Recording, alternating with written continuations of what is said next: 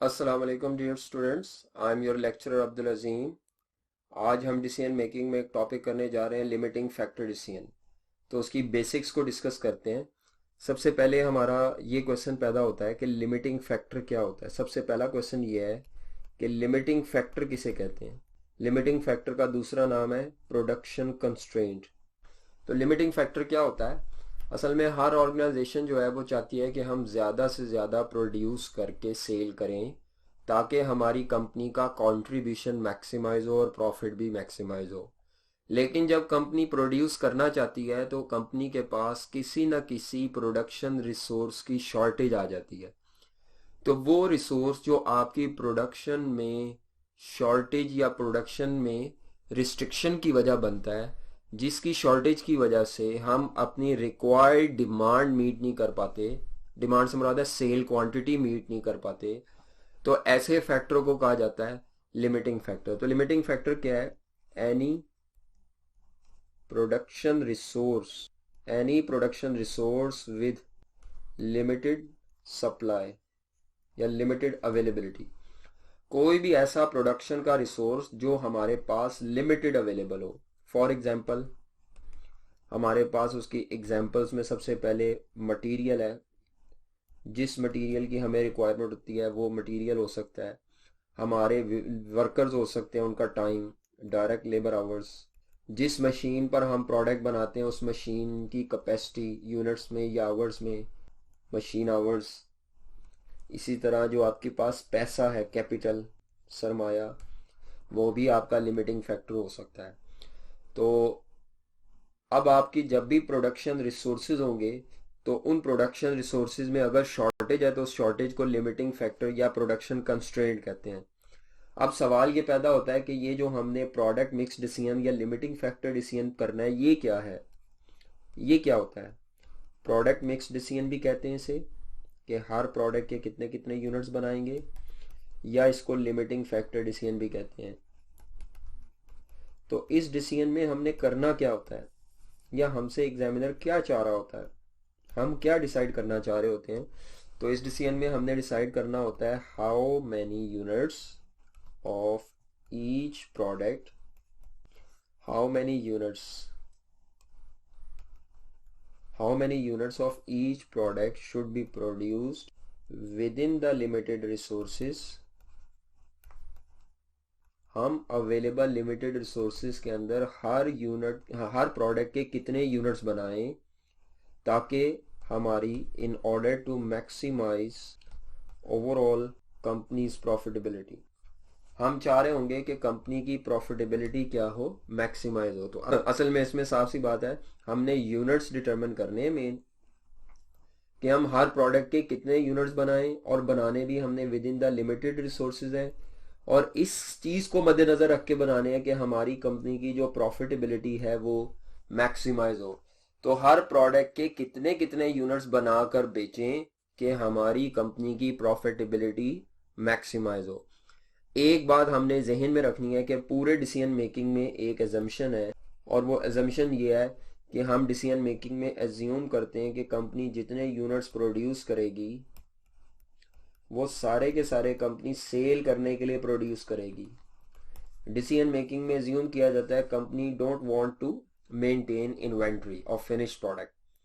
Company जितने unit बनाएगी वो सारे के सारे सेल भी करेगी। ठीक है?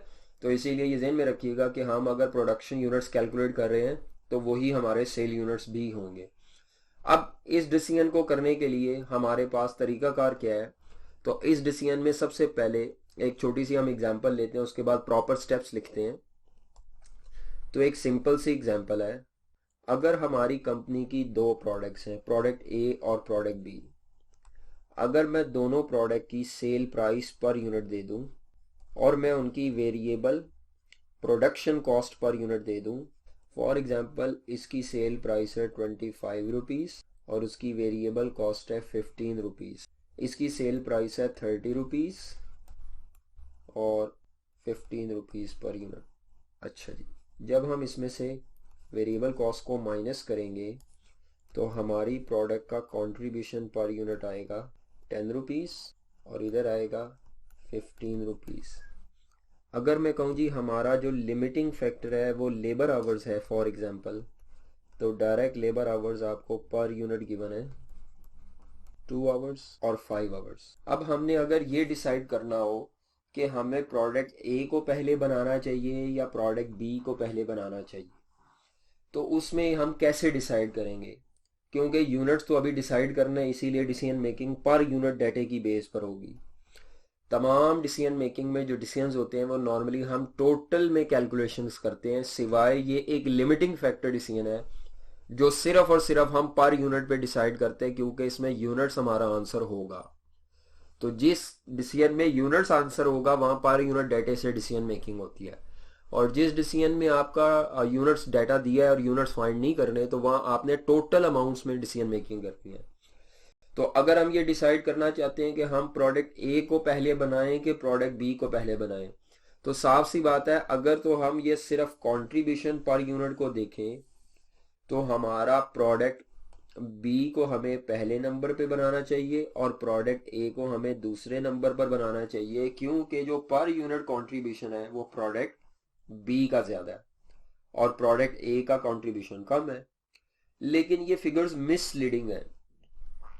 आपने डिसीजन मेकिंग अगर कंट्रीब्यूशन से कर दी तो इसका मतलब है आप ये एज्यूम करना चाह रहे हैं कि आपके पास कोई रिसोर्स लिमिटेड नहीं है, और अगर लिमिटेड रिसोर्सेज होंगे तो ये फिर मिसलीडिंग है कंट्रीब्यूशन, फिर आपने कंट्रीब्यूशन से डिसीजन मेकिंग नहीं करनी।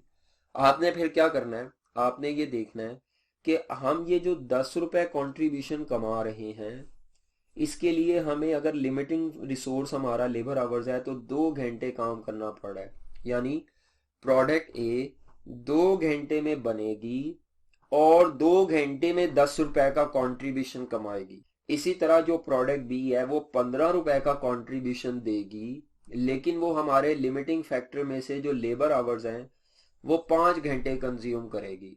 अब जब आप इन दोनों को लिंक करते हैं ना, तो फिर उसका तरीका ये होता है कि हम ये जो कंट्रीब्यूशन है ना 10 रुपीज एक यूनिट का, इसको 2 आवर्स पे डिवाइड कर लेते हैं, ताकि हमें ये पता चले कि हमारा कंट्रीब्यूशन हर 1 घंटे के बदले कितना है। घंटे हमारे लिमिटिंग फैक्टर है ना, तो हमने ये देखना है कि 1 आवर ऑफ लिमिटिंग फैक्टर का इस्तेमाल करके हम कितना कंट्रीब्यूशन कमा रहे हैं। ये प्रोडक्ट 10 रुपए कमाती है 2 घंटे काम करके, ये प्रोडक्ट 15 रुपए कंट्रीब्यूशन कमाती है 5 घंटे काम करके।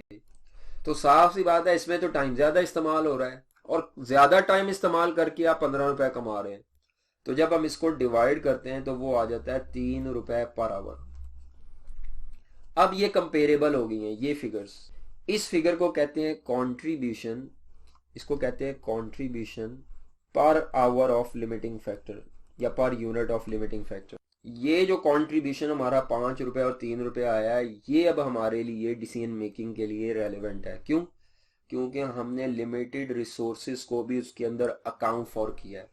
तो इसको हम इंटरप्रेट इस तरह करेंगे कि हर 1 घंटा इस्तेमाल करके हम 5 रुपए कंट्रीब्यूशन कमा रहे हैं, और इस प्रोडक्ट में 1 घंटा इस्तेमाल करके हम 3 रुपए कंट्रीब्यूशन कमा रहे हैं।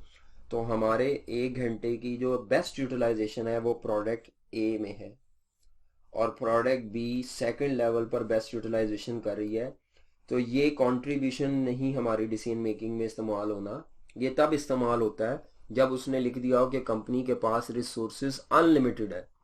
तो फिर आप कंट्रीब्यूशन से फैसला करें, कंट्रीब्यूशन पर यूनिट से। अगर रिसोर्सेज लिमिटेड हो तो फिर आपने contribution divided by limited resources करके contribution per unit of limiting factor निकालना है, और फिर इस रैंकिंग के मुताबिक फिर आपने पहले प्रोडक्ट ए बनानी है और फिर प्रोडक्ट बी। तो ये एक सिंपल सी एग्जांपल थी समझाने के लिए बेसिक्स को कि हमारी डिसीजन मेकिंग कैसे होगी। हम क्या करेंगे, हम cell price per unit minus variable production cost per unit contribution divided bye limiting factor per unit करेंगे हर प्रोडक्ट का, और जब ये हो जाएगा तो उसके बाद फिर हम रैंकिंग करेंगे। अब ये जो आपका क्वेश्चन है ये लिमिटिंग फैक्टर डिसीजन का, इसको करने की जो अप्रोच है या उसके जो स्टेप्स हैं, अगर हम उनको सॉल्व करें तो उसमें ये है कि ये जो लिमिटिंग फैक्टर डिसीजन है, लिमिटिंग फैक्टर डिसीजन ये 2 तरह से एग्जाम में टेस्ट हो सकता है। अगर उसने आपको लिमिटेड रिसोर्सेज का डाटा दिया और उसने कहा बताओ हर प्रोडक्ट के कितने यूनिट्स हम बनाए with in the limited resources, तो ये सिंपल लिमिटिंग फैक्टर डिसीजन है। सिंपल लिमिटिंग फैक्टर डिसीजन में उसने सिर्फ आपसे यूनिट प्रोड्यूस मांगे होंगे। अच्छा, उसके बाद एक लिमिटिंग फैक्टर का डिसीजन है, उसे कहते हैं मेक और बाय विद लिमिटिंग फैक्टर। उसमें ये होता है कि उसने आपको ये कहा होता है कि आप ये जो प्रोडक्ट है ये प्रोड्यूस कर सकते हैं, लेकिन लिमिटेड रिसोर्सेज की वजह से आप ये प्रोडक्ट की सारी यूनिट्स नहीं बना सकते।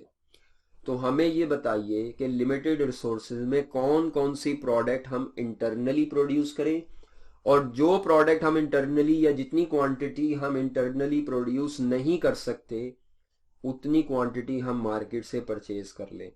तो यहाँ पे जो आपकी पहचान होगी कि हमें कैसे पता चलेगा कि लिमिटिंग फैक्टर डिसीजन सिंपल आया हुआ है या मेक और बाय आया हुआ है या दोनों मिक्स होकर आए हैं। तो साफ सी बात है, अगर उसने आपको एक्सटर्नल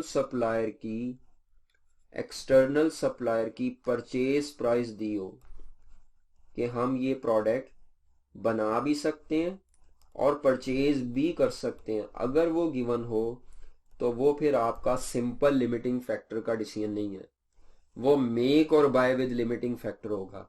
और अगर क्वेश्चन में कहीं पर भी एक्सटर्नल सप्लायर का जिक्र ना हो, उसने ये ना कहा हो कि ये प्रोडक्ट एक्सटर्नल सप्लायर से भी खरीदी जा सकती है, तो उस केस में फिर हम क्या करते हैं, फिर वो सिंपल लिमिटिंग फैक्टर है। तकरीबन आपका क्वेश्चन का सोल्यूशन एक ही तरह का है, तकरीबन 95% सोल्यूशन सेम है, सिर्फ 5% का डिफरेंस है। तो ये आजकल जो क्वेश्चन आ रहे हैं वो इन दोनों को मिलाकर एक ही क्वेश्चन बन रहा है। मसलन वो क्वेश्चन में 3 प्रोडक्ट दे देता है, इसका और इसका एक्सटर्नल सप्लायर अवेलेबल नहीं है, लेकिन प्रोडक्ट सी का एक्सटर्नल सप्लायर अवेलेबल है। तो जब आप लिमिटिंग फैक्टर डिसीजन करेंगे तो इसको हम सॉल्व करेंगे सिंपल लिमिटिंग फैक्टर की तरह, और प्रोडक्ट सी को हम सॉल्व करेंगे मेक और बाय लिमिटिंग फैक्टर की तरह, लेकिन स्टेप्स सबके कंबाइन परफॉर्म करेंगे और एक ही तरह के होंगे। तो ये क्वेश्चन को ध्यान से हमें पढ़ना पड़ेगा कि अगर लिमिटिंग फैक्टर का क्वेश्चन आया है तो क्या एक्सटर्नल सप्लायर अवेलेबल है। अगर एक्सटर्नल सप्लायर अवेलेबल है तो मेक और बाय के थ्रू सॉल्व कर लें, अगर एक्सटर्नल सप्लायर अवेलेबल नहीं है तो सिंपल लिमिटिंग फैक्टर डिसीजन के थ्रू सॉल्व कर लें। स्टेप्स दोनों के तकरीबन सेम ही हैं। तो अब आपके इसके स्टेप्स कैसे होंगे सॉल्व, तो इसमें सबसे पहला स्टेप, चाहे आप ये वाला सिंपल लिमिटिंग फैक्टर कर रहे हैं या मेक और बाय लिमिटिंग फैक्टर कर रहे हैं, तो स्टेप नंबर 1 है सबसे पहले कि वेरिफिकेशन ऑफ लिमिटिंग फैक्टर। अगर उसने आपको कोई चीज़ लिमिटिंग फैक्टर कह दिया है तो आप उसको वेरीफाई कर लें कि वो वाकई लिमिटिंग फैक्टर है कि नहीं। तो उसका तरीकाकार क्या होता है, उसमें हम सबसे पहले लिखते हैं रिक्वायर्ड। फॉर एग्जांपल अगर लेबर आवर लिमिटिंग फैक्टर है, required labour hours for mandatory या कंपलसरी गवर्नमेंट ऑर्डर्स। को इसने गवर्नमेंट का ऑर्डर दिया होता है तो उस कंपलसरी डिमांड जो आपने मीट करनी है उसके लिए आपने लेबर आवर्स निकालने हैं। For example labour our limiting factor है तो उसमें फिर आप लिखते होते हैं प्रोडक्ट ए, बी और सी, उसमें कितने लेबर आवर्स इस्तेमाल होंगे पर यूनिट, और जो आपने ऑर्डर की डिमांड है, डिमांड क्या है, ऑर्डर में कितने यूनिट्स बना के देने हैं, ए के, बी के और सी के। तो ये लेबर आवर्स निकल आएंगे आपके required labour hours for mandatory government order. अच्छा, उसके बाद नेक्स्ट हमने इसमें प्लस करना होता है रिक्वायर्ड लेबर आवर्स। ज़रूरी नहीं है लेबर आवर्स हों, मशीन आवर भी हो सकता है, for non mandatory market demand. Demand का मतलब होता है सेल क्वांटिटी। तो इसके बाद आपने क्या करना है, जितनी भी मार्केट की डिमांड है other than the government order दी होगी, आपने उसके लिए देखना है कि आपको हर प्रोडक्ट पे कितने आवर्स रिक्वायर्ड है। उसका भी तरीका यही होगा, direct labour hours per unit multiplied by market की डिमांड गिवन होगी, ये प्रोडक्ट ए की, बी की और सी की। जब हम इसको मल्टीप्लाई करेंगे तो ये हमारे पास total labour hours required to meet market demand आ जाएगा, ये आ जाएंगे total labour hours required to meet government order, इन दोनों को जब हम प्लस करेंगे तो ये हमारे पास आ जाएंगे टोटल लेबर आवर्स रिक्वायर्ड। मैं बार बार बता रहा हूँ कि ज़रूरी नहीं है कि क्वेश्चन में लेबर आवर्स ही सिर्फ लिमिटिंग हो, इसकी जगह मशीन आवर भी हो सकते हैं, मटेरियल के केजी लीटर भी हो सकते हैं। तो ये आपका रिक्वायर्ड हो गया। अब उसने क्वेश्चन में ये दिया होता है कि आपके पास टोटल अवेलेबल लेबर आवर्स कितने हैं। अवेलेबल लेबर आवर्स क्वेश्चन में गिवन होंगे।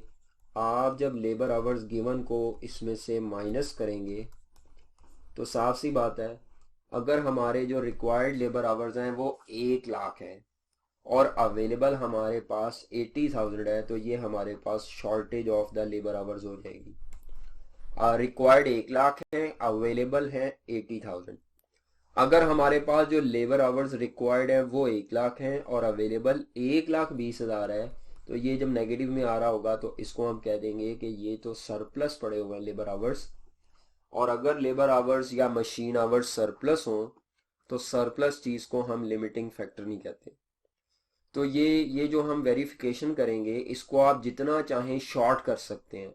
ये इसका लेंथी तरीन फॉर्मेट है, आप चाहें तो उसको 2 से 3 लाइनों में भी कैलकुलेट कर सकते हैं।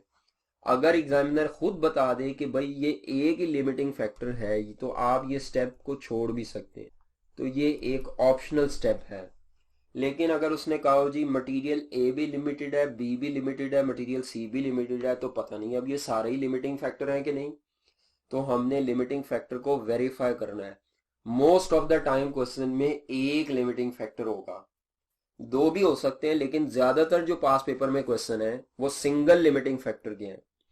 तो अगर आपके 2 लिमिटिंग फैक्टर हैं तो हर लिमिटिंग फैक्टर को वेरीफाई करने के लिए ये टेबल या ये फॉर्मेट सेपरेटली स्टेप 1 परफॉर्म होगा, ये वाला। अच्छा जी, पहला स्टेप हो गया और हमें पता चल गया कि जी वाकई लेबर आवर एक लिमिटिंग फैक्टर है। अब आपने दूसरा स्टेप क्या करना है, आपने स्टेप नंबर 2 आपने करना है, आपने निकालना है जी स्टेप नंबर 2 में कंट्रीब्यूशन या बेनिफिट या सेविंग, जो भी कह दे, नाम जो मर्जी रख लें, कंट्रीब्यूशन या बेनिफिट या सेविंग पर unit of limiting factor, contribution per unit of limiting factor and ranking.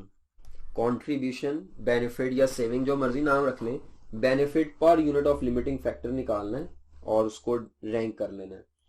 तो उसमें हमारे पास फॉर एग्जांपल प्रोडक्ट ए है, पर यूनिट पे डाटा लेंगे, बी का पर यूनिट पे डाटा लेंगे और प्रोडक्ट सी है उसका पर यूनिट पे डाटा लेंगे।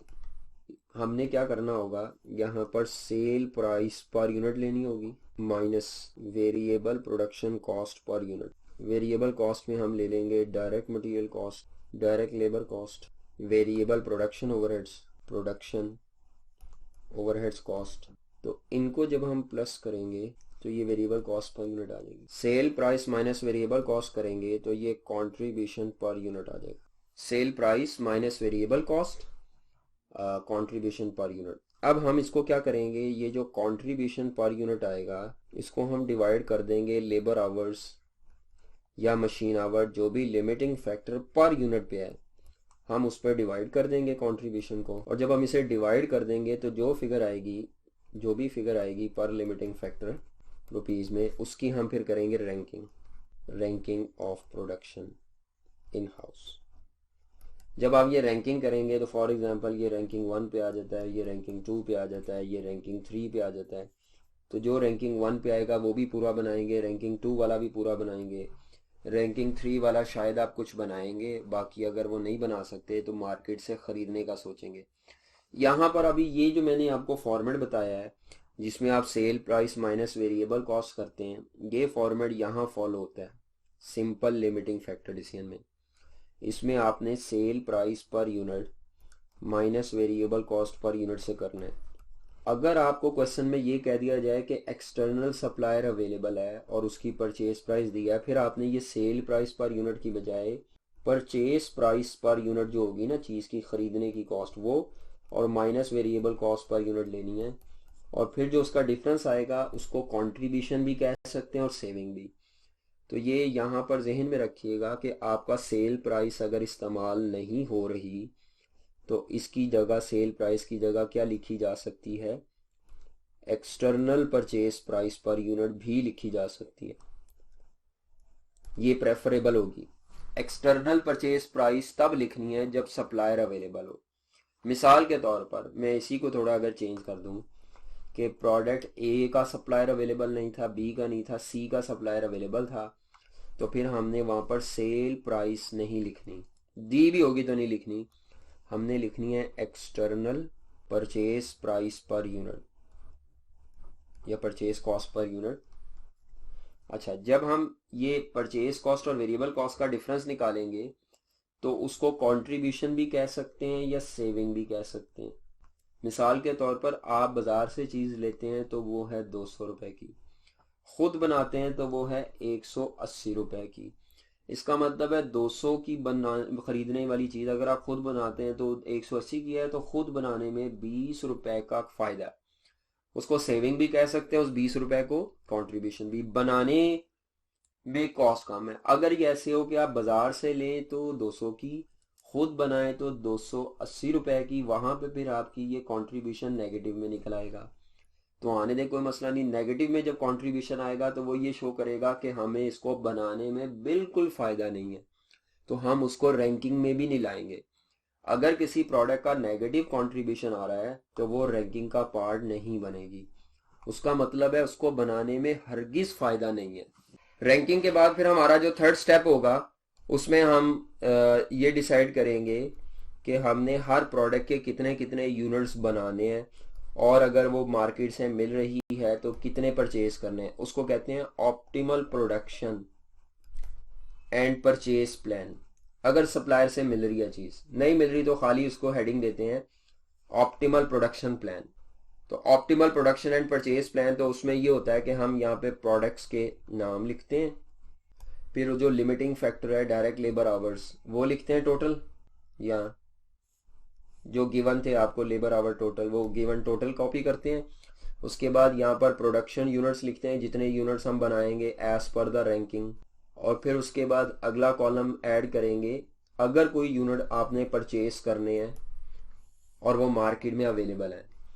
तो सबसे पहले हम यहाँ पर गवर्नमेंट ऑर्डर लिखेंगे, गवर्नमेंट ऑर्डर जो मैंडेटरी है। तो प्रोडक्ट ए बी सी, उस पर जितने आवर्स कंज्यूम हो जाएंगे उसके यूनिट्स हम बनाएंगे।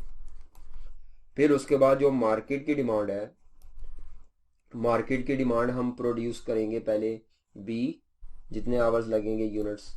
फिर उसके बाद बी के बाद फॉर एग्जांपल हम प्रोड्यूस करेंगे सी, और फिर ए के थोड़े कम बना सकेंगे, सारे नहीं बना पाएंगे, बैलेंसिंग फिगर लिखेंगे। तो क्योंकि ए मार्केट से अवेलेबल नहीं था, ए मार्केट से तो सी अवेलेबल था, ए अवेलेबल होता तो यहाँ पर एक्सटर्नल परचेज प्राइस लिखी होती मैंने। तो जो मार्केट से अवेलेबल होगा बस उसकी वो पता कैसे चलेगा, वो एक्सटर्नल परचेज प्राइस उसमें लिखी होगी। अगर वो तीसरे नंबर पर आएगा तो आप परचेज कर सकते हैं, क्योंकि यहाँ पर ए जो है वो मार्केट से नहीं मिलता, इसीलिए परचेज कॉलम में कुछ नहीं आएगा। प्रोडक्शन यूनिट्स वाले कॉलम में, प्रोडक्शन यूनिट्स वाले कॉलम में हम उतने यूनिट्स लिखेंगे जितने हम बना सकते हैं। अगर बाय चांस ऐसा होता कि ये रैंकिंग नंबर 2 पे होता, ऐसे कर लेते हैं समझाने के लिए, ये रैंकिंग 2 पे होता और ये रैंकिंग 3 पे होता, फिर इसका नतीजा ये निकलना था कि हम प्रोडक्ट ए जो है उसको बनाते और प्रोडक्ट सी की जितनी क्वांटिटी बैलेंसिंग हम बना सकते थे वो बना लेते हैं, बाकी क्वांटिटी हम मार्केट से क्या कर लेते हैं, परचेज। क्योंकि सी मार्केट से परचेज हो सकता है, ए परचेज नहीं हो सकता था। तो अगर सी प्रोड्यूस हो सकता है तो जितना प्रोड्यूस कर लेंगे ठीक है, बाकी आप बाजार से परचेज कर लेंगे। तो ये हमारा परचेज का कॉलम सिर्फ उस प्रोडक्ट के लिए अप्लाई होगा जो मार्केट से परचेज की जा सकती है, जो परचेज नहीं की जा सकती उसके लिए ये कॉलम बेकार है। उसके बाद ये हमारा मेन आंसर होगा। उसके बाद चौथा स्टेप ये है कि अगर वो हमसे कहे जी प्रॉफिट कैलकुलेट करे, तो हम प्रॉफिट की कैलकुलेशन के लिए इनकम स्टेटमेंट बना लेंगे छोटी सी।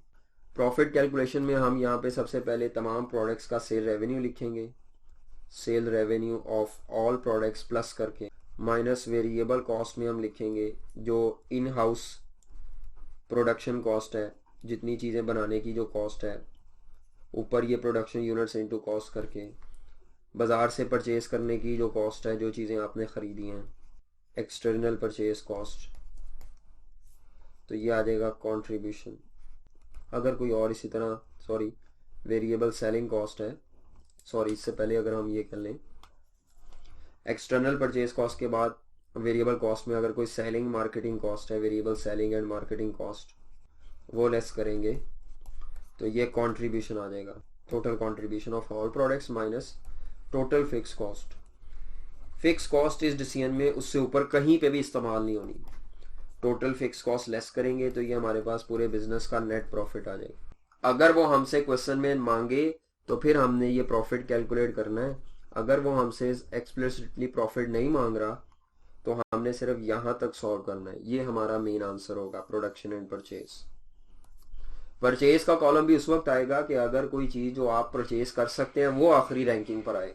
अगर वो शुरू की रैंकिंग पे आ जाएगी तो उसको परचेज नहीं करना, फिर ये कॉलम की जरूरत भी नहीं रहेगी। यहां पर हमारी बेसिक्स कंप्लीट होती है। अल्लाह हाफिज।